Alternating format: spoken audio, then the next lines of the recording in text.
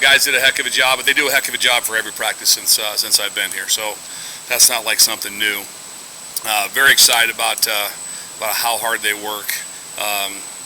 Probably one of the most rewarding times I've ever had in my 34 years of coaching. If I can talk coaching Division I football, is this group of men. It's probably as fun a group as I've ever coached in my life. Is just because, and then that's the being with the staff, and obviously all stems from what a great job Coach Joseph's doing. But they're just a great bunch of guys to coach. They bust their tails. They work at the game plan, all those things. So really excited about that. So we're off and running. Like I said, we've had 2 really good days. We've got a lot of days to go.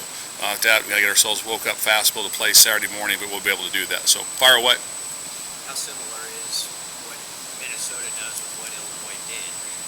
A lot of similarities. Obviously, just their main objective is the same. They want to be able to stay ahead of the sticks. They want to be able to run the football. They're a heavily based zone team with a lot of different looks how they get to it. They'll do it out of with the tight end detached, tight end attached, 12 personnel, a lot of different looks like that. So they change the surface a lot in their run game, and they're extremely gifted up front, O-line, and obviously one of the most elite backs probably that I've ever had to coach against in Mo Abraham. He's an unbelievable player. He's tough, physical, ability to jump cut. He has everything. So hands are full in that area, that's for sure. But a lot of similarities. Is there cumulative effect when you face one team after the next that likes to run the ball as much as Illinois, Minnesota, Wisconsin, Michigan, Wisconsin want to do? I think it's good for us. I mean, in the end, it's hard. Like I said, defenses change so much when you play different teams. Like this team is a completely different team than Indiana. Indiana ran it, but it was in a different method that they did it.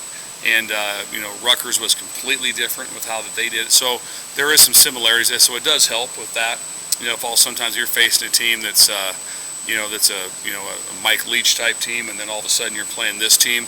That's a big difference from week to week. So there is some carryover that our guys are using to their advantage to have themselves ready to go. But like I said, they're extremely well coached and have a very good plan of. And what they do really good is they just don't have themselves in bad third down situations. When you go through the tape and stuff, they're just not third and longs, and they just do a good job of managing that. So that's a lot of work to get her. So you have to earn the right to be able to try to get them to throw the ball. They do it as much.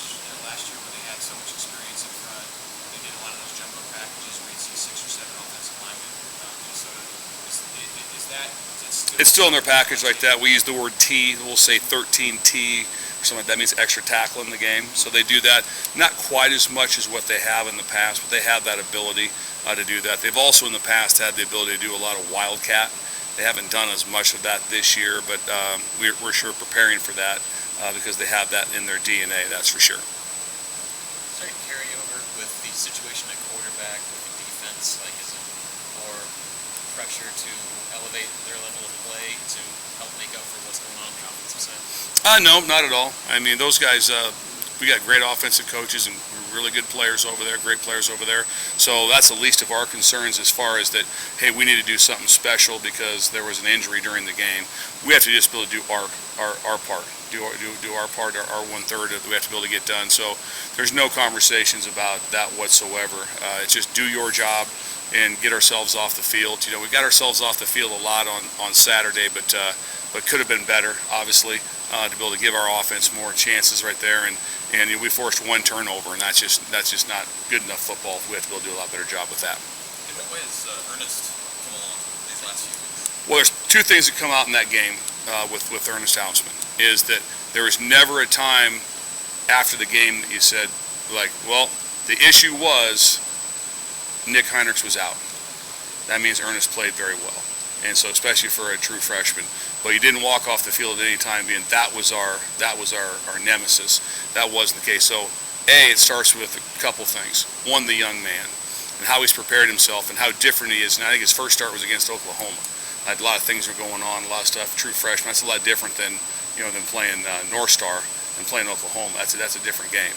And so there's a lot of different things for it. So he did a very good job with that. Also, a lot of credit goes to his coach, Coach Root.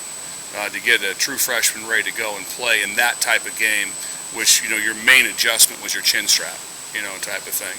And so great on both of their parts. Coach Rude and Ernest deserve a lot of credit for how they've handled themselves and be able to get things done right there. So we're expecting a big week out of him again. He's starting to mature, and he's played a lot now. You're really not a freshman anymore, but very proud of him. Bill, I know you still have your eye on special teams. On that blocked extra point, what went wrong? How would you? I'll be honest with you. I've spent some time with Joey on it.